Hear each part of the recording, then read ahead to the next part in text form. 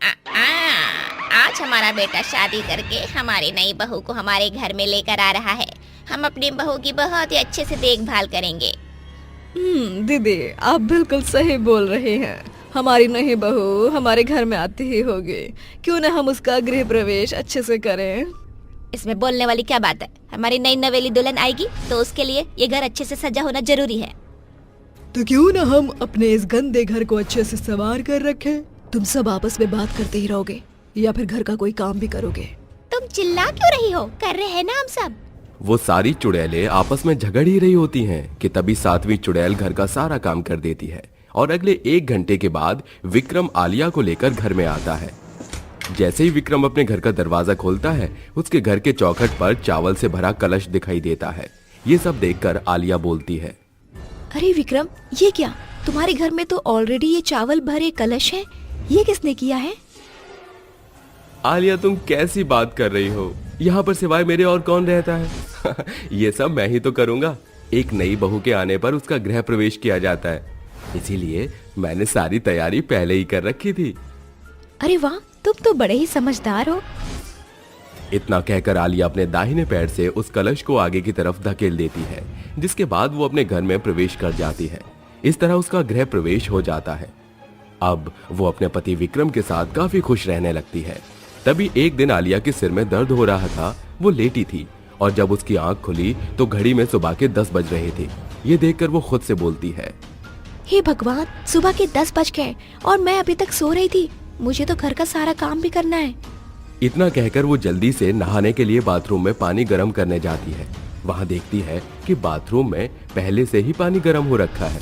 ये देखकर वो थोड़ी चौंक जाती है और खुद से बोलती है, अरे पानी किसने गर्म किया होगा? क्या पता ये पानी विक्रम गर्म करके चले गए होंगे। इतना कहकर आलिया नहाने के लिए चली जाती है। वहीं वो सातों चुड़ैल आपस में उस घर का काम करने के लिए झगड़ने लगती है। घर का काम आज मैं करूंगी। तुम कैसी बकवास कर रही हो? तुम अकेले घर का काम क्यों करोगी? ये नई बहू के सामने महान बनना चाहती है ना, इसीलिए घर का काम कर रही है। अरे यार, मुझे तो लग रहा है तुम तीनों ही नई बहू के सामने महान बनना चाहती हो। तुम सभी मुझे एक बात बताओ, तुम लड़कर क्या साबित करना चाहती हो? इस तरह नई बहू तुम्हारी तारीफ नहीं बल्कि बुराई करेगी। वो सभी आपस में बात कर ही रहे थे कि अंदर उन सभी की आवाज आलिया को सुनाई दे रही थी। उन सब की आवाज सुनकर आलिया थोड़ी डर जाती है और डर कर वो अपने बाथरूम का दरवाजा खोलकर चुपके से देखती है, लेकिन उसको वहां पर कोई भी नहीं दिखाई देता। इस तरह वो नहा कर बाहर आती है, जहां वो घर का सारा काम किया हुआ देखती है। ये देखकर वो घबरा जाती है क्योंकि उसके घर में अजीबोगरीब हरकतें हो रही थी।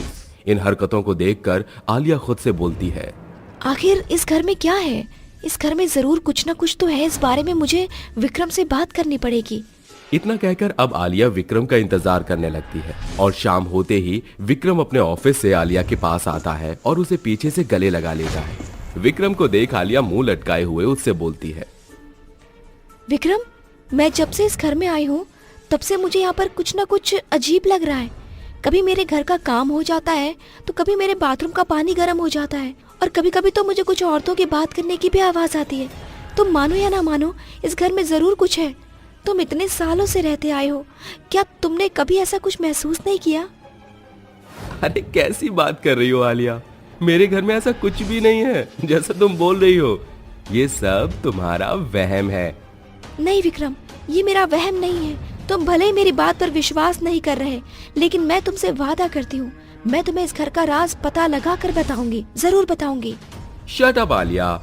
इतना कहकर विक्रम वहां से चला जाता है। इस तरह अब आए दिन आलिया को कुछ न कुछ चीजें महसूस होने लगी। एक दिन की बात है, दोपहर के समय वो सो रही थी कि तभी उसे बर्तनों की आवाज आती है।